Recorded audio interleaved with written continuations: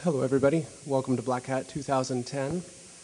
You are in the Milano room, where Aleatory persistent threat is being presented by Nicolas Waisman. He's from Immunity. He's a senior security researcher. Please welcome Nico.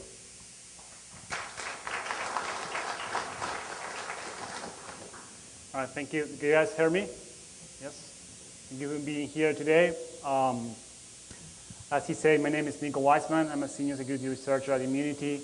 I get to manage the Argentinian office of Immunity.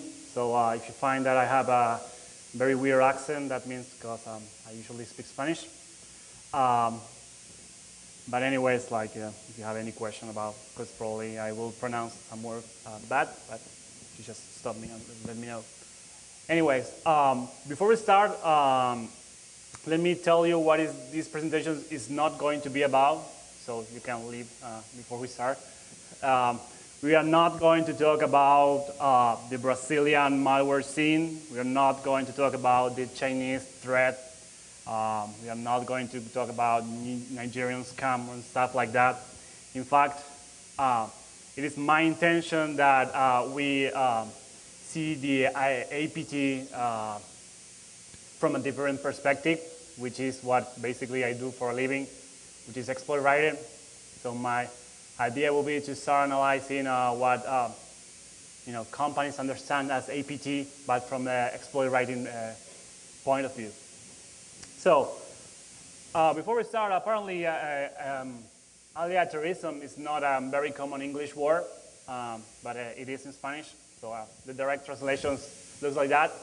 I looked it up in the dictionary, and it was there, so it is a word. But it's a Latin-based word which is based on alia, which it means the roll of dice, which being here in Black Hat makes a double sense, which I didn't prepare. It was just pure luck as this presentation. So when I started with Immunity, like a long time ago, writing exploit, it was all Unix exploit, basically remotes. And then at some point, my boss, Dave, was like, yeah, Unix, not anymore. I have to move to Windows. So we started working on Windows remotes. And then Windows started implementing all the common protections that Linux has, like PAX and GRSEX and stuff like that. And then obviously the war got cold because remote exploits were harder. People were investing in improving their servers.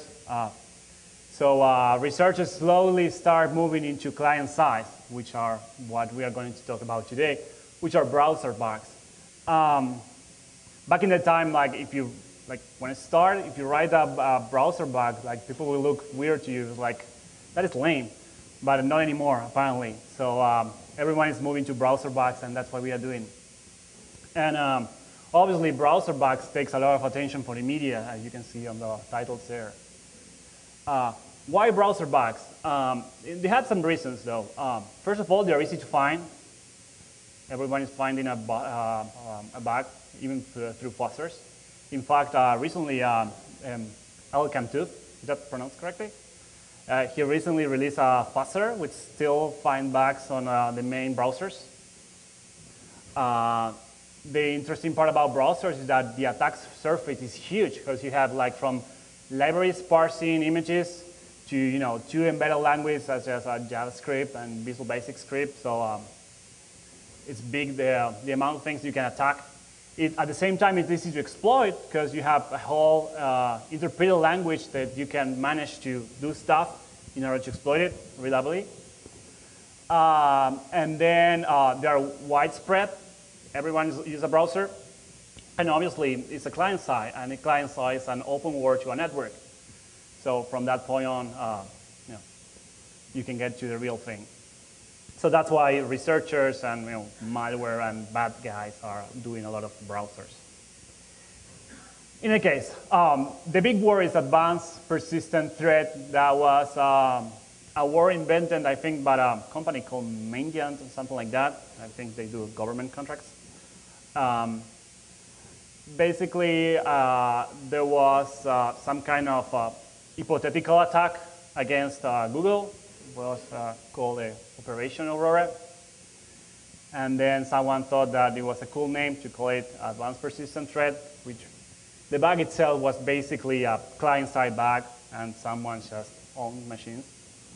In our case, we're going to analyze a different bug, but it's pretty much the same as Aurora. The only thing is that it's newer, so I thought that if we're going to analyze a bug, let's make one which is newer than the Aurora bug. So let's talk about a little bit about what we are starting from the exploiting standing point of what advanced persistent thread means. In the case of advanced, we divide it in three different terms. For instance, the first one is stealthiness. Stealthiness has three steps, obviously, as every penetration test.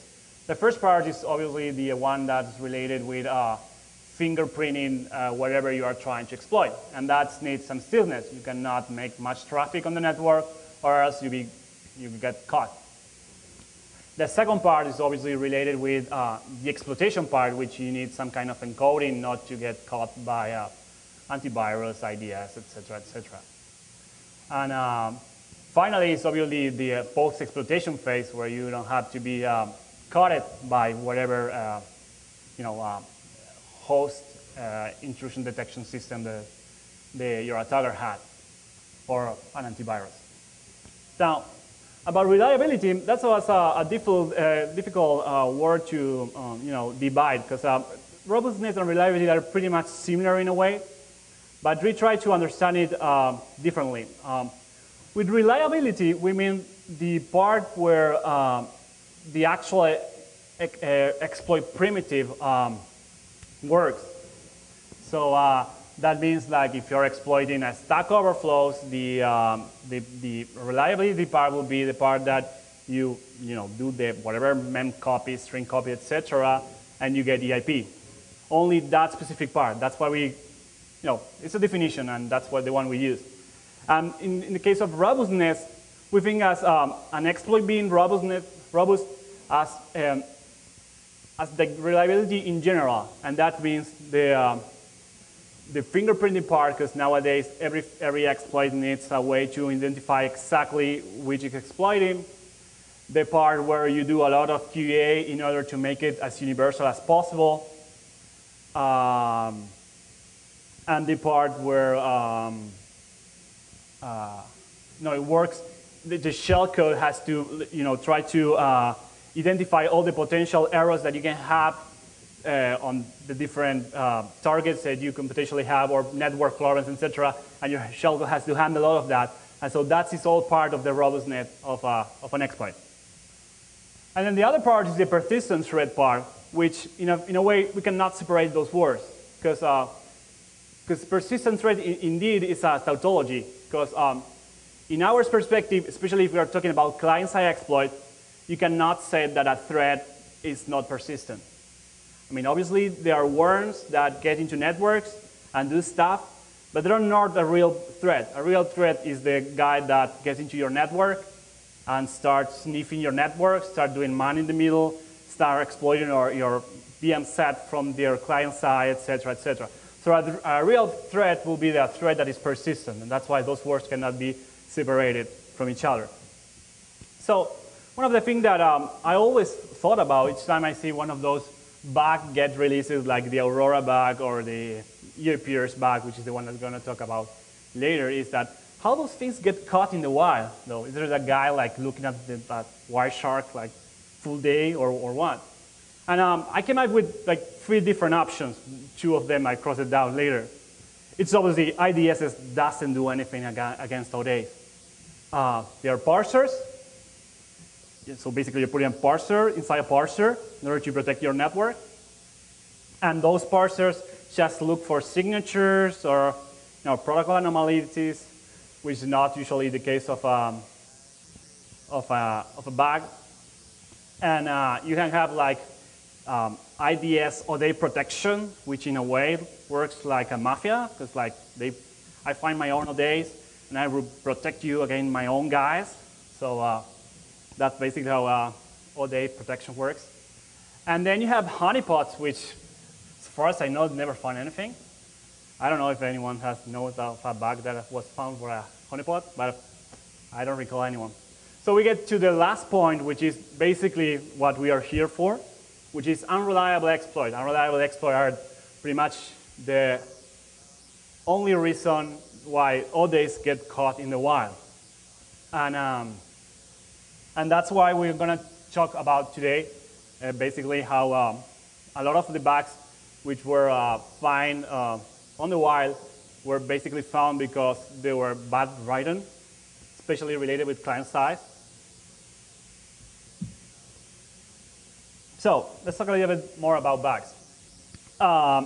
Since obviously the advance of software, a lot of people getting conscious about bugs, about vulnerable API functions and stuff like that. The common memory corruption bug is pretty much dead. Obviously, you can still find it, but most of the bugs these days are related with things a little bit more complex. And that is the case of use after free, which is basically what we're going to talk about today. Use after free bugs are the new memory corruption in a way. Almost all the last client-side exploits were use after free, at least the important ones, obviously. And basically, the definition of a use after free is really, really simple. So basically, a use after free is memory that is used after it was previously deallocated. So to make it even easier, I put a timeline, and you have two moments. You have the first moment where objects get free. I mean, I'm looking like a 2-year-old teacher, but at some point, I bet it's going to make sense, because I will explain why I'm explaining this way. So we have a timeline. We have the first moment, which is an object gets free. Then we have a second moment, which means the object gets used. So something in the middle happens, and the object gets replaced for something else, and then it gets exploited. That's how usually use after free works. If we can go back in history, I think that in a way, a double free bug, which was common some times ago, is in a way a use after free. Some memory gets free, and then gets double free at some point. So in a way, it's similar in the concept of a use after free. So finding a use after free, I mean, you can still find it by fuzzing, which is good. Finding it by auditing, it's not that hard, but obviously it's going to get harder and harder each day. This is three of the common techniques. There's a really nice paper written by Mark Doe, Ryan Smith, and I don't know the other guy's first name, Dewey something. What's his name? David Dewey. Sorry, David, if you're here.